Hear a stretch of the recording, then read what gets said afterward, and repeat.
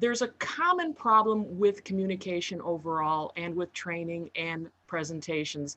The issue is, what's the number one problem in communication? It's an old joke. And the answer is the idea that it's taken place. But there's another problem. And I think this one comes from the book of John Medina, who wrote a great book called Brain Rules. And in that book, the author said that one of the problems with communication is too much information and not enough time to digest the information. And I've been in situations like that myself. I've been asked to deliver, for example, hey, Laura, I know you do this 3 hour workshop, but we only have an hour. Can you do it? And the answer is, in a manner of speaking, yes, I can. Because the way I design my presentations or my workshops are exercise by exercise. By no means is it ever me talking for the full 3 hours. That would be hideously boring as a learning experience. It would be a very bad learning experience for a class or for people who are trying to learn a concept. What I do is I will structure any workshop that I do in 10-minute increments. I'll speak for no longer than 10 or 15 minutes. Ideally, even less than that, maybe 5 minutes. And then after I do that, I set up an exercise for the students to work through. That way, they get a little bit of the information, but the real robust learning happens when they are able to put that information into action. All right. So as you structure your speeches or structure presentations or learning, try to structure it in very small chunks where you say only a little bit and give people time to digest it. That's really where the learning happens, where they get to act on whatever it is that you're trying to tell them. So give people that time to digest, give people that time to work things out. And I have to say, that has worked really well for me in this age of Corona and COVID-19. I used to, fly in and do a workshop for people and then fly out. And for the past few years, what I've been doing is saying to my event hosts, hey, listen, you didn't need to fly me in and fly me out. We could have done this online through Zoom. We have the breakout rooms, we have exercise rooms. We could have done this.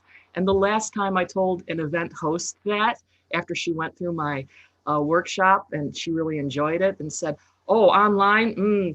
No, we're years away from doing any training online. Well, life comes at you fast, doesn't it? So breaking up those workshops into those 10-minute chunks with lots of space for interaction helps people do that digestion. It works very well in an in-person environment, but it works exceptionally well in a computer or an online on camera environment because you give the people the space to do something instead of just staring at the computer for the entire time that they're in a lecture.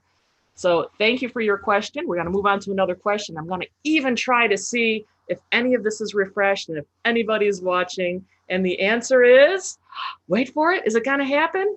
No. Oh, wait, no. I see that I have two comments. So let me reply to the comments nice and live right now. Oh, wait. The comments are loading. Oh, Cami. Hi, Cami. Cami Reister. I know you in real life. It's been ages since I've seen you. We should do a Zoom. We should catch up. Hit me up in the email. We should talk. We got stuff going on there. And Tabitha Dragonberry, you asked me, hey, are there comments? And I see your comment. And yeah, I can see 2 comments and 2 likes. So thank you for your interaction. I really appreciate that. And now on to another question, which is from Astrid Verkoren. Please, am I pronouncing your name right? I hope so.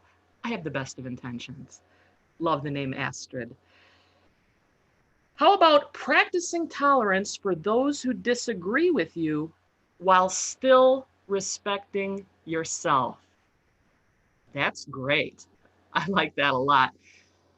That happens quite a bit recently, doesn't it? You are presenting and you'll meet with somebody who has a different opinion than you do. We're all entitled to our opinions. Someone is entitled to disagree with you. How do you overcome that? Well, it's not something to be overcome because they have their opinion and you have yours. What I find useful in a situation like that is starting with what you both have in common. What is it that you both have in common? That's important enough to write down. If you ever find yourself in that situation, you might find yourself feeling intimidated or angry with that person. But the dialogue can always begin with, what do we have in common? For example, I was advocating a few weeks ago, very passionately, for people to wear their masks and keep their social distance. I think that's really important right now. And while that is a fact, it is also an opinion. And there is someone else in the audience who had a different opinion, that masks and social distancing were not necessary. Something about violating his personal rights or some other argument that he had. So, what do we do in a case like that? I said, let's find some common ground. Do we all want to feel safe and be in a safe environment? And that's where we became from. Yep, we all want to feel safe. We all want to have healthy people. We all want to live in a safe environment. So we approached it from that perspective of, that is the common ground. That is what we all want. We all want to feel safe. And one easy way to do that, that is not an inconvenience to anyone, is simply to wear a mask and do the social distancing. I think he begrudgingly agreed that it was a kind and caring thing to do, and that was barely an inconvenience, probably no more of an inconvenience than wearing shoes or wearing pants. And it's just another article of clothing to wear that does a lot to protect other people while protecting yourself. So find common ground, and that way you can have a productive discussion. Oftentimes you can respect yourself and still respect the other person's opinion as well.